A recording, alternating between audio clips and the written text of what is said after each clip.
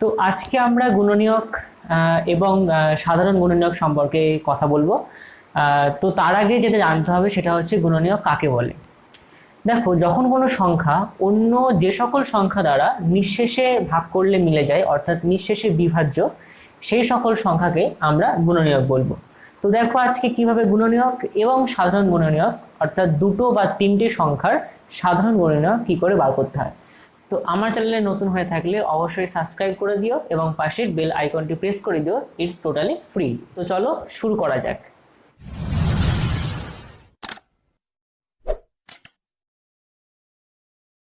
মনে করি একটা সংখ্যা নিলাম, সেটা হচ্ছে 12।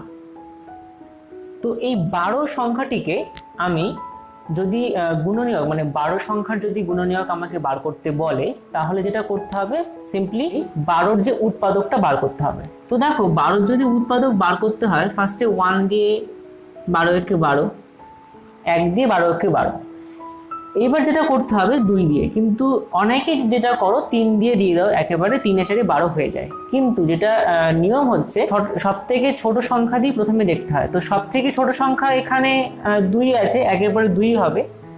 তো 6 দিয়ে 12, তাহলে আবার দেখো 2 দিয়ে 3 দিয়ে 6।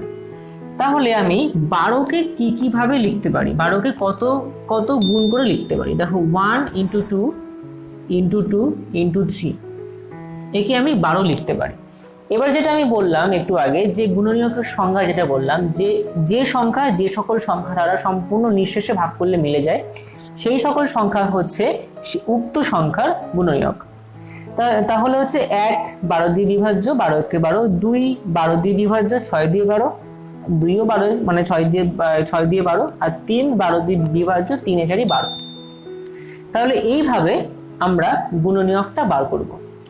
তো এইবার তো গেল যে গুণনীয়ক বার করা। যদি এটা 12 একটা দেখো যৌগিক সংখ্যা, যদি কোনো মৌলিক সংখ্যা হয়, মনে করো 5 একটা মৌলিক সংখ্যা, তো মৌলিক সংখ্যা যদি উৎপাদকের বিশ্লেষণ মৌলিক সংখ্যা যদি আমি উৎপাদক করি, তো দেখো 1 দিয়ে যায় 5 একে 5, তাহলে 5 কে লেখা যায় 1 ইন্টু 5।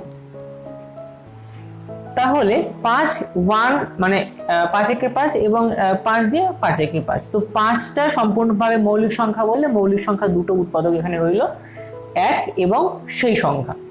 তো এবার আমরা শিখব সাধারণ গুণনীয়ক কিভাবে বার করতে হয়। তো দেখো, সাধারণ গুণনীয়ক মেনলি 2 এবং তার বেশি যে সংখ্যাগুলো নিয়ে উৎপাদক করে তারপরে বার করতে হয়। কোনো সময় একটা সংখ্যা দিয়ে সাধারণ গুণনীয়ক বার করা যায় না। তো আমি যদি মনে করো কিছু সংখ্যা নিচ্ছি, যেরকম মনে করো 3 নিলাম, 12 নিলাম, আর মনে করো 24 নিলাম, এই তিনটে সংখ্যার আমাকে সাধারণ গুণনীয়ক বার করতে হবে। তো করি, 1 দিয়ে 3, 12 দিয়ে করলে হবে 2, মানে ফার্স্টে যদি আমি 1 দিই তাহলে হবে 12, এবং তারপর এটা হবে হচ্ছে 6, তারপর এটা 3। 24 যদি আমি উৎপাদক করি তাহলে 1 দিয়ে 24, 2 দিয়ে 12, আবার 2 দেবো, 6 দিয়ে 12, 2 দিয়ে 3, আর হবে না। আচ্ছা, তাহলে 3 মানে আমি এখানে কি লিখতে পারি, 1 ইন্টু 3। 12 মানে কি লিখতে পারি, 1 ইন্টু 2 ইন্টু 2 ইন্টু 3। আর 24 মানে এখানে কি লিখতে পারি, 1 ইন্টু 2 ইন্টু 2 ইন্টু 2 ইন্টু 3।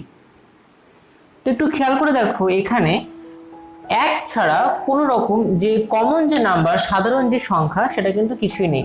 দেখো 1 কি শুধুমাত্র 3 বার আছে, 2 যদিও 2 বার আছে, কিন্তু 2 আমি এখানে বসাতে পারবো না, কারণ 3-এর মধ্যে 2টা নেই, তাহলে 2টা লেখা যাবে না।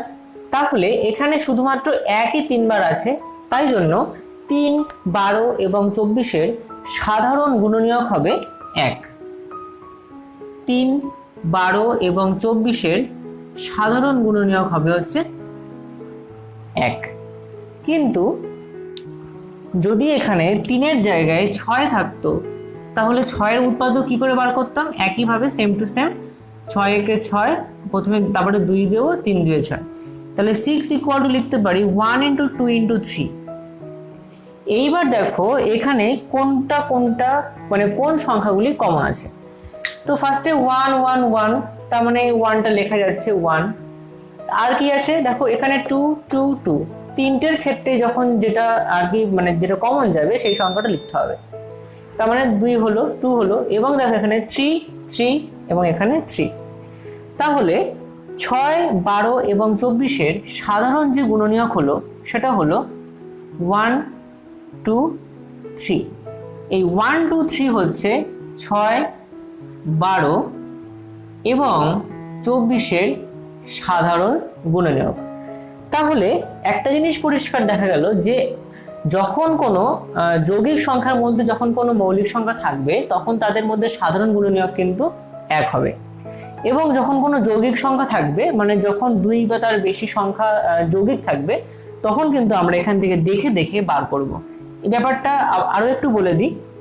এখানে 1 1 1 তিনটেই 1 আছে সেই জন্য 1 লিখেছি, তিনটে সংখ্যার গুণনীয়কের মধ্যে 1 আছে সেই জন্য 1 লিখেছি।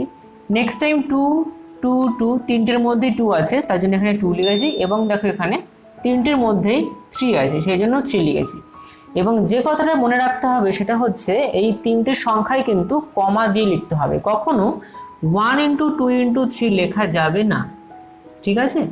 তো সবসময় কমা দিয়ে লিখতে হবে। তো এই হচ্ছে তোমার গুণনীয়ক কিভাবে বার করতে হয়, এবং তো নেক্সট দিন আমরা শিখবো যে গুণিতক কি করে বার করতে হয় এবং সাধারণ গুণিতক, এবং তার সঙ্গে আরো অনেক ইন্টারেস্টিং জিনিস।